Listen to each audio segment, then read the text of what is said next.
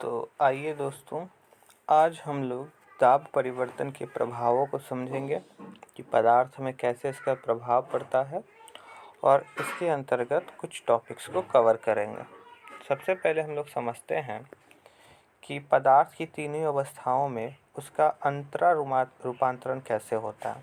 हम पहले भी जानते हैं कि पदार्थ जो होते हैं वो इंटरचेंजेबल होते हैं, यानी अंतरा रूपांतरण होते हैं। वो एक अवस्था से दूसरे अवस्था में बदल सकते हैं या चेंज हो सकते हैं। ठीक है दोस्तों, अब जैसे कि हम लोग जानते हैं जब ठोस को, जैसे कि हम लोग बर्फ़ को, ठीक है, बर्फ़ अब कैसा रूप है पदार्थ का, तो बर्फ़ जो है एक ठोस रूप है पदार्थ का। तो हम ऐसा जानते हैं कि जब हम लोग ठोस को यानी बर्फ़ को जब हम लोग गर्म करेंगे, जब उसको हम लोग हीट देंगे दोस्तों, तो वो द्रव अवस्था में परिवर्तित हो जाएगा। वो द्रव की अवस्था में चला जाता है, वो जल में परिवर्तित हो जाता है। तो इस प्रक्रिया को संगलन कहा जाता है दोस्तों। क्या कहा जाता है दोस्तों? इस प्रक्रिया को संगलन कहा जाता है। ठीक इसका उल्टा होता है जमना। ठीक है दोस्तों, ठीक इसका उल्टा क्या होता है? जमना कहते हैं। जब द्रव जो है वो ठंडा होकर, जब द्रव जो है उसको और अगर ठंडा करते हैं तो वो क्या होता है? ठोस में वापस से बदल जाता है, परिवर्तित हो जाता है।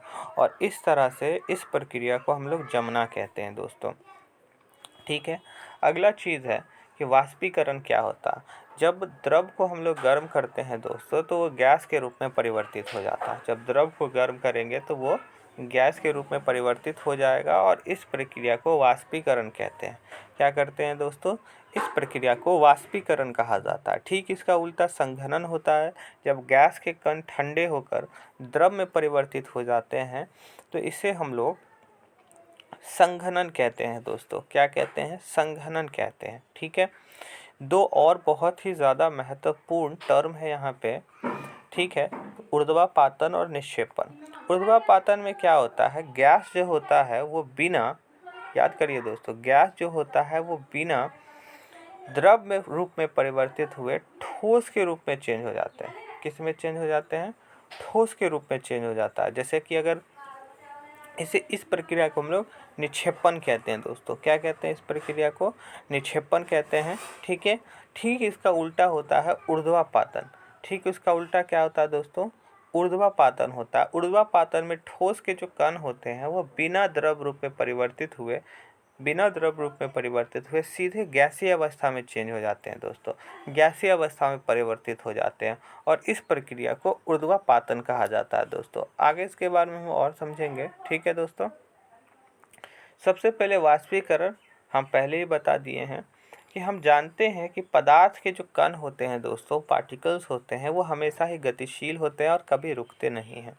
ठीक है दोस्तों, अब एक निश्चित तापमान पे गैस, द्रव या ठोस के कणों में विभिन्न मात्रा में गतिज ऊर्जा होती है। ये हम लोगों ने पहले भी पढ़ा है दोस्तों।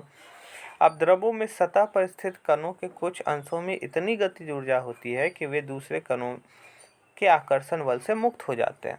तो यही बात है दोस्तों कि जब क्वथनांक से कम तापमान पर, ठीक है दोस्तों, जब क्वथनांक से कम तापमान पर द्रव के वाष्प में परिवर्तित होने की इस क्रिया को वाष्पीकरण कहते हैं। क्या दोस्तों कहते हैं? इसे वाष्पीकरण कहते हैं। ठीक है, अब वाष्पीकरण को प्रभावित करने वाले कौन कौन से कारक हैं? तो वाष्पीकरण को प्रभावित करने वाले यहाँ पे 3-4 कारण हैं, जिन्हें हम लोग एक एक करके देखेंगे। सबसे पहले हम लोग इस पे आते हैं, सतह क्षेत्र बढ़ने पे क्या होता है? क्या होता है कि वाष्पीकरण एक सतही प्रक्रिया होती है दोस्तों। ये हम लोग जानते हैं, ये सतह पे ही होती है। सतही क्षेत्र बढ़ने पे वाष्पीकरण की दर भी बढ़ जाती है। जैसे कपड़ा अगर हम लोग सुखाते हैं तो अगर उसे हम लोग फैला देते हैं, कपड़े सुखाने के लिए हम लोग उन्हें फैला देते हैं, तो क्या होता है? वाष्पीकरण जो होता है वो तेज हो जाता है। दूसरा होता है, तापमान में वृद्धि के कारण भी वाष्पीकरण तेज होता है। जैसे कि अगर तापमान बढ़ने पर अधिक कणों को पर्याप्त गतिज ऊर्जा मिलती है, जिससे वे वाष्पीकृत जल्दी हो जाते हैं दोस्तों। तो इससे तापमान में वृद्धि होने से भी क्या होती है दोस्तों? वाष्पीकरण की प्रक्रिया तेज हो जाती है। अगर आर्द्रता में कमी है, ह्यूमिडिटी में कमी है, तो इससे भी वाष्पीकरण की दर जो होती है वो बढ़ती है। ठीक है दोस्तों, वायु में जो विद्यमान जलवाष्प की मात्रा, उसे हम लोग दोस्तों आर्द्रता कहते हैं। ठीक है, किसी निश्चित तापमान पर हमारे आसपास की वायु में एक निश्चित मात्रा में जल वाष्प होता है। जब वायु में जल कणों की मात्रा पहले से अधिक होगी तो वाष्पीकरण की दर घट जाती है दोस्तों, ठीक है। अब वायु की गति में अगर वृद्धि होती है तो उससे वाष्पीकरण बढ़ता है दोस्तों, ठीक है। यानी वाष्प की मात्रा घट जाती है, वाष्पीकरण बढ़ जाता है। जब तेज हवा चलती है तो हम लोग जानते हैं दोस्तों कि कपड़े जो होते हैं वो जल्दी सूखते हैं। तो वायु के तेज होने से क्या होता है दोस्तों, जल वाष्प के जो कण होते हैं वो वायु के साथ उड़ जाते हैं, जिससे आसपास के वाष्प की मात्रा जो होती है वो घट जाती है, यानी कि वाष्पीकरण तेज हो जाती है दोस्तों, ठीक है। अब यहाँ पे एक दोस्त क्वेश्चन है कि वाष्पीकरण के कारण शीतलता कैसे होती है, हमें वाष्पीकरण के कारण शीतलता कैसे होती है। तो देखिए दोस्तों, यहाँ पे मैंने अंडरलाइन और हाईलाइट किया है कि खुले हुए बर्तन में रखे द्रव में निरंतर वाष्पीकरण होता रहता है, ठीक है। वाष्पीकरण के दौरान कम हुई ऊर्जा को पुनः प्राप्त करने के लिए द्रव के कण अपने आसपास ऊर्जा अवशोषित कर लेते हैं और इस तरह आसपास की ऊर्जा के अवशोषण होने के कारण शीतलता हो जाती है दोस्तों। ये आप अपने नोट्स में लिख सकते हैं, ठीक है दोस्तों।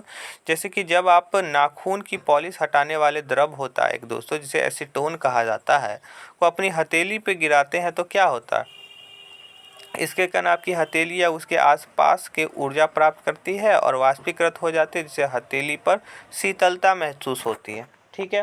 तेज धूप वाले गर्म दिन के बाद लोग अपनी छत या खुले स्थान पर क्या करते हैं दोस्तों, जल छिड़काते हैं, क्योंकि जल के वाष्पीकरण की गुप्त ऊष्मा गर्म सतह को शीतल बना देती है, ठीक है।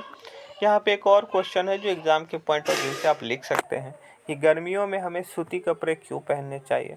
तो शारीरिक प्रक्रिया के कारण गर्मियों में हमें ज़्यादा पसीना आता है, इससे हमें शीतलता मिलती है। इससे दोस्तों हमें क्या मिलती है, शीतलता मिलती है। हम जानते हैं कि वाष्पीकरण के दौरान द्रव की सतह के कण हमारे शरीर या आसपास से ऊर्जा प्राप्त करके वाष्प में बदल जाते हैं।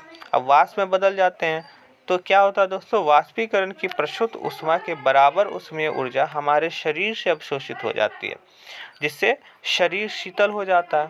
और चूंकि सूती कपड़े में जल का अवशोषण अधिक होता है, इसलिए हमारा पसीना इसमें अवशोषित होकर वायुमंडल में आसानी से वाष्पीकृत हो जाता है। इसलिए हम लोग गर्मियों में सूती कपड़ा पहनना पसंद करते हैं।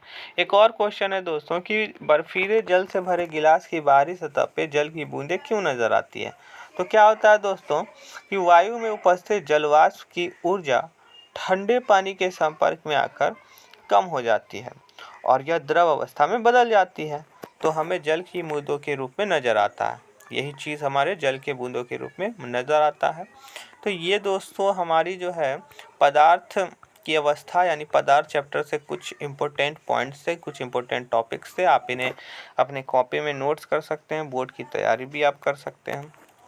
आगे इसके बारे में हम लोग अगले क्लास में दूसरे चैप्टर के बारे में समझेंगे दोस्तों। अभी के लिए बस इतना ही।